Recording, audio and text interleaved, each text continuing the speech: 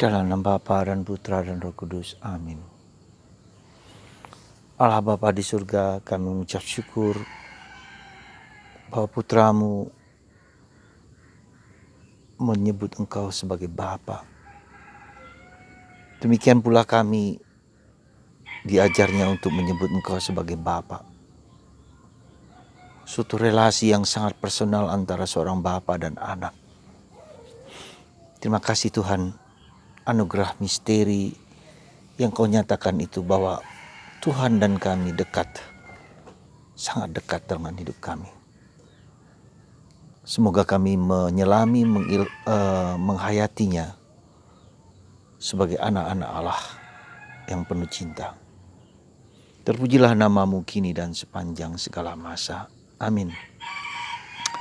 Para saudaraku terkasih dalam Kristus, hari ini Yesus menegur para murid yang melarang anak-anak datang kepada Yesus.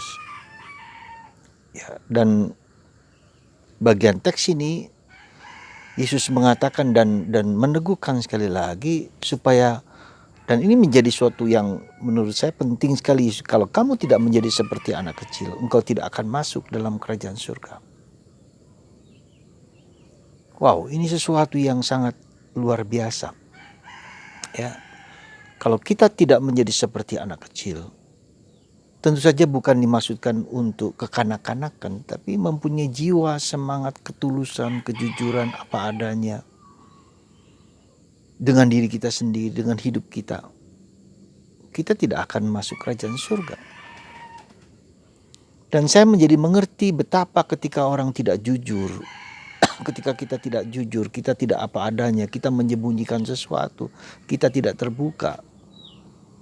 Dan memang tidak ada keselamatan, tidak ada perkembangan, tidak ada perubahan dalam hidup kita. Ketika orang menutup diri, merasa diri paling benar, merasa tidak ada masalah, merasa tidak ada problem, itu tanda juga bahwa orang tidak bisa atau belum bisa memasuki misteri batinnya, jujur apa adanya.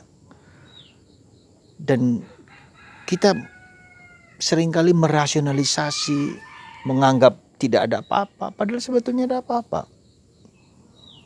Bagaimana kita mengecek relasi kita dengan sesama kita, dengan orang tua kita, dengan anak-anak kita, dengan adik-adik kita, dengan siapa saja. Apakah ada sesuatu yang bergejolak, yang tidak nyaman, tidak enak, dan itu juga. Dan bagaimana kita juga berelasi dengan Tuhan sebagai Allah yang Bapa. Bagaimana kita enggan meluangkan waktu untuk bersama Tuhan. Padahal Dia adalah Bapa, kita anak, suatu relasi personal. Dan Tuhan sudah ingin dan mau untuk duduk dekat dengan kita.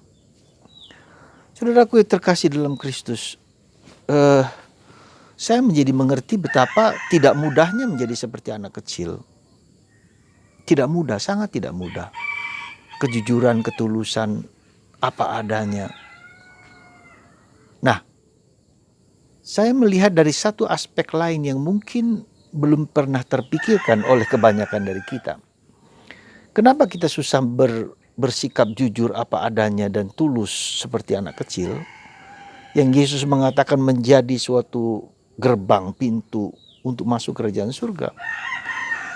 Saya menyebutnya karena si kecil kita, yang saya sebut dengan inner child kita, itu mengalami keterlukaan. Ya, sekali lagi, kita tidak bisa jujur karena kita mengalami keterlukaan. Si kecil kita, si inner child kita terluka. Terluka karena apa? Terluka karena kurangnya cinta kasih, atau berlebihnya cinta kasih, atau peristiwa-peristiwa di sekitar kita yang menekan, merepresi si kecil kita yang belum mampu menangkap peristiwa-peristiwa seperti itu. Nah, bahkan si kecil kita itu sudah ada dalam kandungan ibu kita. Ketika misalnya ibu kita mengalami stres, mengalami problem, mengalami situasi yang berat, ketika kita dikandung sang ibu dan perasaan pengalaman ibu dan bapak itu mempengaruhi bayi di dalam kandungan. Ada juga yang karena minum obat, karena harus minum obat. Ada juga yang karena mau digugurkan tetapi tidak berhasil dengan minum jamu-jamu tertentu. Dan itu menekan si bayi dalam kandungan. Dan itu masuk, dan ini menjadi sangat sulit karena seluruh tubuh mulai dari kepala hingga kaki selalu diresapi oleh perasaan sang ibu.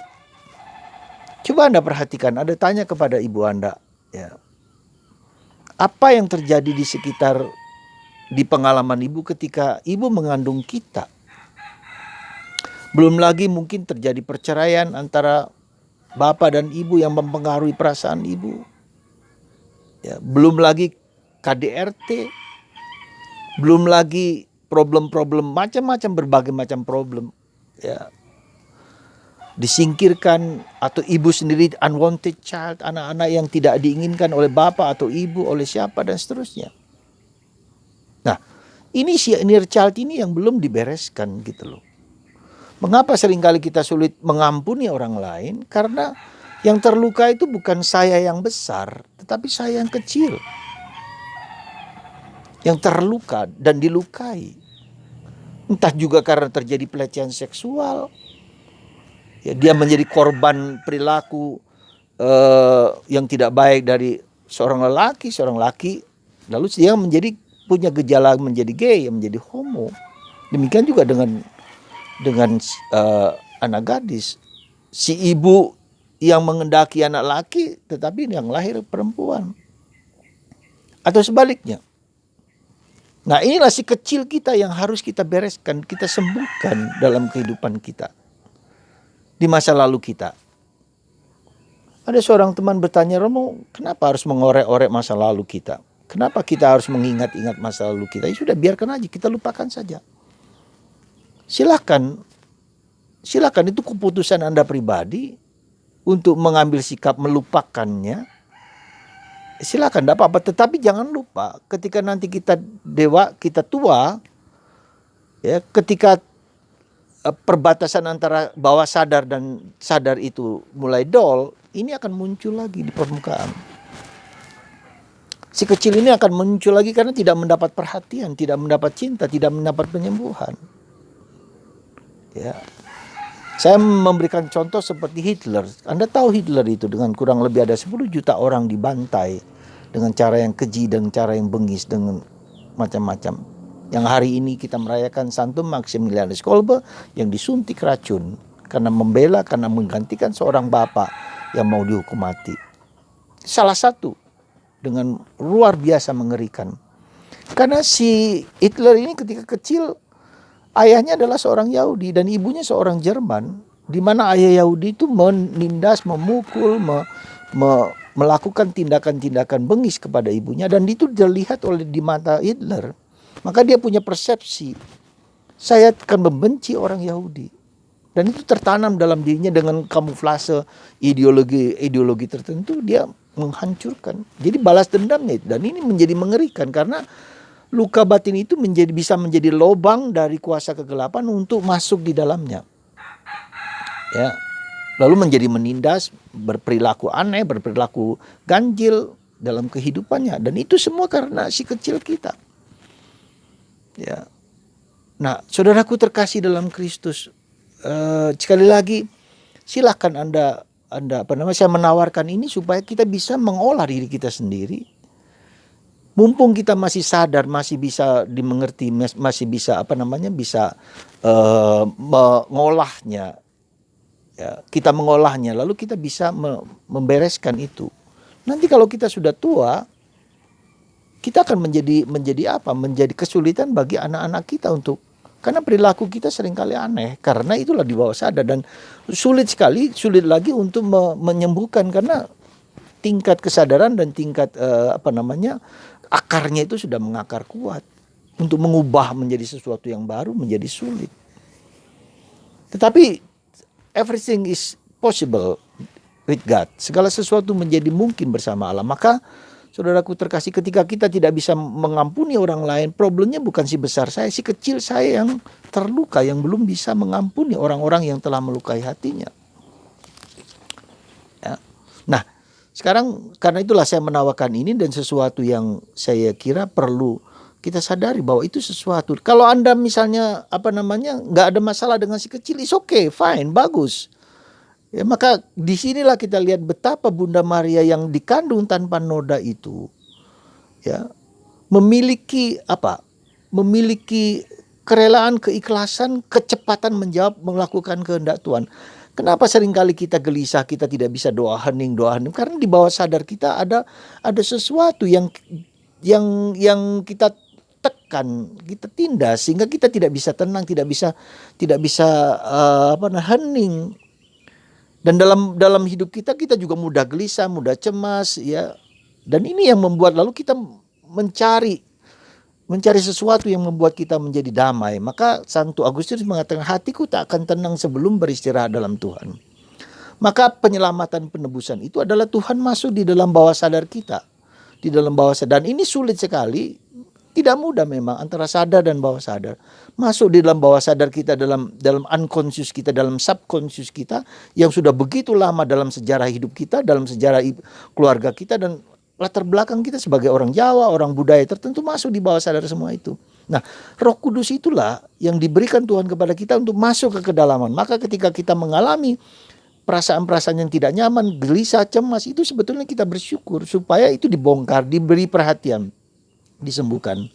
Hanya Tuhan yang bisa menyembuhkan dengan pengampunan dan Yesus, kuasa darah Yesus yang menyembuhkan masa lalu kita, berdamai dengan masa lalu kita. Dan untuk itu kita harus mengizinkan Yesus masuklah ke dalam bawah sadarku. Kau sembuhkan si kecilku ini. Nah, kalau nanti si kecil kita bertemu dan segala macam disembuhkan, pasti kita akan berubah, akan menjadi lebih tenang, lebih damai, lebih gembira, lebih penuh sukacita. Anda mau atau tidak? Monggo, silakan. Nah, bagi Anda yang mau mengolahnya, mumpung ada waktu di masa pandemi ini, silakan cari di Suara Karmel. Ya, di Suara Karmel di situ ada uraian saya tentang luka batin, dan kalau nanti Anda sudah mengolahnya itu, silakan japri ke saya, minta panduan untuk bertemu dengan si kecil dan disembuhkan dari si kecil. Ya, silakan Anda. Ya, jadi silakan sehingga si kecil kita disembuhkan, maka si besar kita lama-lama akan sembuh. Dan karena kita mengundang Yesus dan Roh Kudus menyembuhkan, lalu kita bahagia, damai. Dan itulah yang dikehendaki Tuhan. Semoga Anda dan saya dan kita semua diberkati Tuhan, mendapatkan damai sejati yang Tuhan berikan kepada kita semua. Tuhan berkati Anda semua. Mari, jadilah si kecil di dalam hidup kita. Dan Tuhan akan memberikan kelimpahan, kebahagiaan, dan bertemu dengan Tuhan. Bertemu dengan si kecil, bertemu dengan Roh Kudus, bertemu dengan Yesus. Untuk masuk ke dalam batin kita yang terlalu. Tuhan berkati Anda. Bapa, Putra, dan Roh Kudus. Amin.